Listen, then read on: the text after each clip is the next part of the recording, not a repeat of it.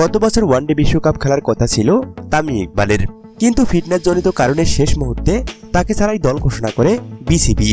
সেই সাথে অধিনায়ক হন সাকিব আল হাসান। ঘটনার ধারাবাহিকতায় বেশ বিতর্ক তৈরি হয়। তামিম ইকবাল এবং সাকিব আল হাসানের মধ্যকার দ্বন্দ্ব চরমে ওঠে। দুজনের পাল্টাপাল্টি বক্তব্য দেন। এরপর থেকে প্রায় গুঞ্জন উঠেছে জাতীয় দলে ফিরছেন তামিম ইকবাল, কিন্তু সেসব আর কাজের কাজ হয়ে ওঠেনি। গুঞ্জনই থেকে গেছে। অবশেষে আশার মুখ দেখতে চলেছে বাংলার ক্রিকেট। জাতীয় দলে আবারও ফিরছেন তামিম ইকবাল খান। ইতিমধ্যেই তামিম ইকবালকে প্রস্তাব দিয়েছে বাংলাদেশ ক্রিকেট বোর্ড। এখন শুধু বিসিবি অপেক্ষা করছে তামিম ইকবালের উত্তরের। আগামী ফেব্রুয়ারিতে অনুষ্ঠিত হবে চ্যাম্পিয়ন ট্রফির নবম আসর। গুঞ্জন আছে ওই টুর্নামেন্ট দিয়েই ফের জাতীয় দলে ফিরতে পারেন তামিম ইকবাল।